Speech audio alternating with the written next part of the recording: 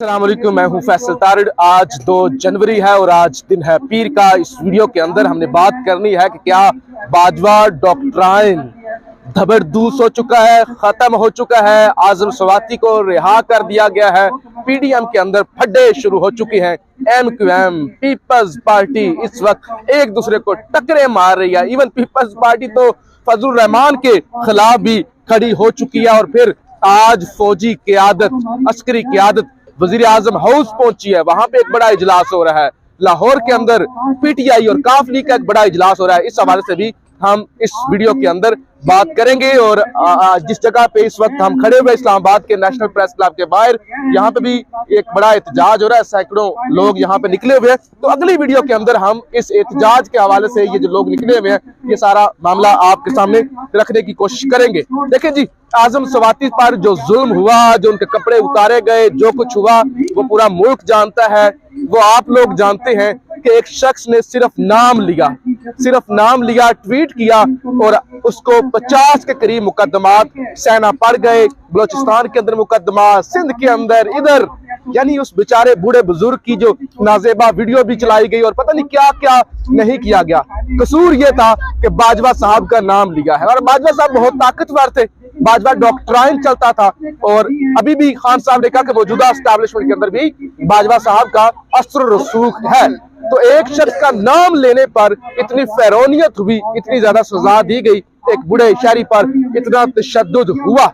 आज जब बाजवा साहब नहीं रहे और उसके तकरीबन 1 महीने के करीब हुआ चाहता है, तो अब 1 महीना हो गया, तो अब आजम स्वाति साहब को आज इस्लामाबाद हाई कोर्ट ने रिहा किया है, यानी उनकी जमानत दी है। तो 2 लाख के मुचलके और फिर एक लंबी चौड़ी डिबेट हुई, उस पर हम नहीं जाते कि मुख्तसर ये कि आजम स्वाति साहब को आज जमानत मिल गई। एक लंबे प्रोसीजर के बाद 2 लाख के मुचलके वो जमा कराएंगे। तो अब सवाल ये पैदा होता है कि क्या अब बाजवा साहब को डिसोन कर दिया गया है, बाजवा डॉक्ट्राइन खत्म हो चुका है, जिस पर हम बड़े अरसे से बात करते हुए आ रहे हैं कि आसिम मुनीर साहब जैसे ही ये सारे झंझलों से निकलेंगे, जो अभी मैशत का एक गले पड़ गया और ऊपर से दहशतगर्दी शुरू हो गई, तो फिर वो अपना डॉक्ट्राइन चलाएंगे, यानी वो अपनी पॉलिसी को चलाएंगे। तो आज आजम स्वाति साहब का रिहा हो जाना इस बात की दलील है कि बाजवा साहब की ताकत अब खत्म हो चुकी है। बाजवा डॉक्ट्राइन जनाब खत्म हो चुका है और अब मुल्क के अंदर बेहतरी आना शुरू हो चुकी है। शायद हम अच्छा ही गुमान रखते हैं, क्योंकि खान साहब और पीटीआई भी कह रही है कि जब से आसिम मुनीर साहब आए हैं, तो अब हमें वो जो एक होता था ना कि उठा लिया, गिरफ्तार कर लिया, सोशल एक्टिविस्ट को उठा लिया, सहाफियों पर तशद्दुद, सियासतदानों को उठा लिया। अगरचे कुछ शिकायत आ रही हैं, जैसे खान ने कल कहा कि 3 के करीब हमारे एमपीए हैं, उनको एस्टैब्लिशमेंट कह रही है कि आप न्यूट्रल हो जाएं। इमरान खान पॉपुलर लीडर नहीं रहा, इमरान खान माइनस हो जाएगा। तो लिहाजा अगरचे कुछ चीजें हैं, लेकिन बड़ी हद तक अब मुझे लगता है कि तब्दीली आना शुरू हो गई है। अब नेशनल सिक्योरिटी कमेटी का आज इजलास भी है, उस हवाले से भी हम बात करेंगे। लेकिन इस वक्त एमक्यूएम और पीपल्स पार्टी के अंदर एक बड़ा फड्डा पड़ चुका है। ये बड़ी दिलचस्प खबर है किस तरह से इस वक्त फड्डा पड़ा है। हुआ जनाब ये है, एमक्यूएम, एक तो उनको अपना एतराज है ना कि एमक्यूएम के लोग इकट्ठे हो रहे हैं और फिर इस वक्त अजीबोगरीब सूरत हाल है ना कि टेक्नोक्रेट हुकूमत आएगी, ये हुकूमत फारग होगी, टेक्नोक्रेट सेटअप आएगा, मैशत का बुरा हाल है, मुल्क डिफॉल्ट से भी आगे गुजर चुका है। आप डिफॉल्ट को चीजें छोड़ दें, अब मुल्क डिफॉल्ट से भी आगे गुजर चुका है, जो मैशत का भट्ठा बैठ चुका है। तो क्या होगा, किसी वक्त भी इस इम्पोर्टेड हुकूमत का शहबाज शरीफ का बोरिया बिस्तर गोल करना पड़ सकता है। तो लिहाजा पहले से ही एमक्यूएम ने माहौल बनाना शुरू कर दिया है और पीपल्स पार्टी माजद के साथ जो वादे किए थे एमक्यूएम के साथ, वो भी पूरे नहीं हुए। और पीपल्स पार्टी ने भी कहना शुरू कर दिया कराची का मेयर तो हमारा अपना होगा, हैदराबाद का मेयर तो हमारा अपना होगा, हम क्यों एमक्यूएम को जो है वो अपनी सीटें दे दे। और फिर पीपल्स पार्टी के अंदर एक बड़ी बगावत हो रही है। पीपल्स पार्टी के कारकुन जो हैदराबाद के हैं, जो कराची के हैं, जो सिंध के हैं, वो पीपल्स पार्टी के खिलाफ खड़े हो गए। वो कहते हैं कि ये क्या आप जो है वो एमक्यूएम के साथ खड़े हो गए, वोट हम देते हैं, वो कहते हैं वोट बैंक हमारा है, मेहनत हम करते हैं, हमारे एडमिनिस्ट्रेटर हमने काम करवाया है, हमारे एडमिनिस्ट्रेटर ने काम किया है, सारा क्रेडिट एमक्यूएम ले रही है। यानी एमक्यूएम जो है वो हम पे मुसल्लत हो गई है। पहले हम एक दूसरे के खिलाफ इलेक्शन लड़ते थे, आज हम उनके साथ इत्तेहाद करके बैठे हुए हैं और वो कहते हैं इमरान खान का पीटीआई का मुकाबला पीपल्स पार्टी ने करना है, एमक्यूएम ने नहीं करना। तो लिहाजा हमें एमक्यूएम के नीचे लगने की जरूरत नहीं है। अब अगर पीपल्स पार्टी एमक्यूएम के साथ चलती है तो कारकुन नाराज होता है, कारकुन नाराज होता है। और अगर वो कारकुन को खुश करती है पीपल्स पार्टी तो फिर एमक्यूएम नाराज होती है। और एमक्यूएम पहले ही हुकूमत छोड़ने की धमकी दे चुकी है और 15 जनवरी का अब उन्होंने वो एक अल्टीमेटम दिया हुआ है। तो इस वक्त एमक्यूएम और पीपल्स पार्टी के अंदर और वर्कर के दरमियान जनाब एक बहुत बड़ा फड्डा पड़ा हुआ है और अब एक मीटिंग करवाने की कोशिश की जा रही है पीपल्स पार्टी और एमक्यूएम के दरमियान। और इधर से शहबाज शरीफ नून लीग की दौड़े लगी हुई है, अयाज सादिक कराची पहुंचे हुए हैं कि वो कराची जाएं और दोनों को बिठाएं, कोई उनको जो है तसल्ली दे कि कहीं किसी तरह से कोई रिलीफ मिले और ये हुकूमत का साथ जनाब ना छोड़े। दूसरी जानब पीपल्स पार्टी अब फजलुर रहमान पे चढ़ाई कर रही है।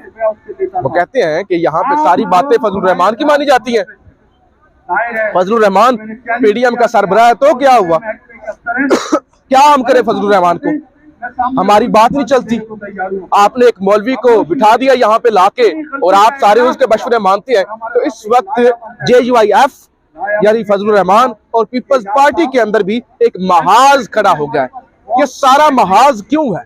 ये एक फैब्रिकेटेड इत्तेहाद बनाया तो गया था, लेकिन अब सब ने इलेक्शन लड़ने हैं। अब सारों के वोट बैंक एक दूसरे के खिलाफ है, सारे पहले एक दूसरे के एंटी थे और फिर सारे चोर इकट्ठे हो गए। अब फिर इलेक्शन की तरफ जब मामला जाएंगी, हुकूमत टूटेगी, तो अब ये तासुर देना चाह रहे हैं कभी से माहौल बनाए तो एक दूसरे के खिलाफ जाना शुरू कर दे और फिर जो अचीव करना चाहते थे, चोरी चकारी तो उन्होंने बहुत की, केसेस माफ कराए, लेकिन अब ये हड्डी पर एक दूसरे से लड़ रहे हैं तो मामला इस वक्त अच्छे खासे खराब हो रहे हैं।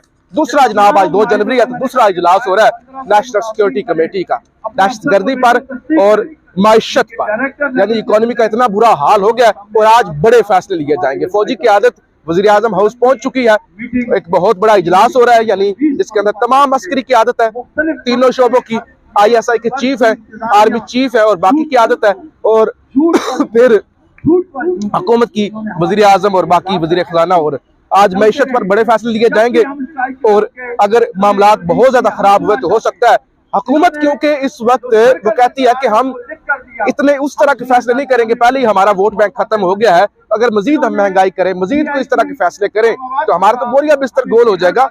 अब कोशिश की जा रही है कि इस हुकूमत को घर भेजा जाए और जो इंटरिम सेटअप हो, जो टेक्नोक्रेट का भी जिक्र होता है, वो एक लंबे वक्त अरसे के लिए लाया जाए ताकि उतनी देर में वो सारा बोझ उस सेटअप पे आए, लोग इनको भूल जाए, लेकिन आइन के अंदर उसकी कोई गुंजाइश नहीं है। यानी ये तो तय हो चुका है कि इन नालायकों की हुकूमत ने तो घर जाना ही जाना है।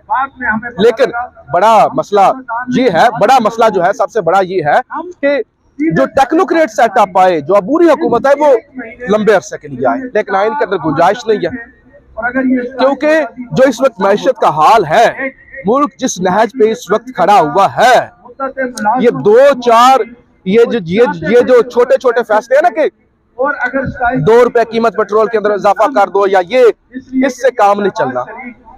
मुल्क का बेड़ा गर्क हो चुका है, पैसे आपके पास खत्म हो चुके हैं, रिजर्व भी खत्म हो गए और आपने जो अदायगियां करनी है ना, अदायगियां जो आपने करनी है वो अरबों डॉलर्स की हैं। तो लिहाजा इन्होंने एक दफा अच्छी तरह से अवाम का कचूमर निकालना है। इतनी महंगाई होनी है 2023 के अंदर कि आप 2022 को भूल जाएंगे। अब ये इम्पोर्टेड चाहता है कि ये सारा बोझ हम पे ना आए, टेक्नोक्रेट हुकूमत आए और वो भी लंबे अरसे के लिए आए। तो एस्टैब्लिशमेंट इस वक्त इस पर सोच रही है और पीटीआई ने पहले ही कह दिया हुआ है कि हम इसके रास्ते में रुकावट बनेंगे।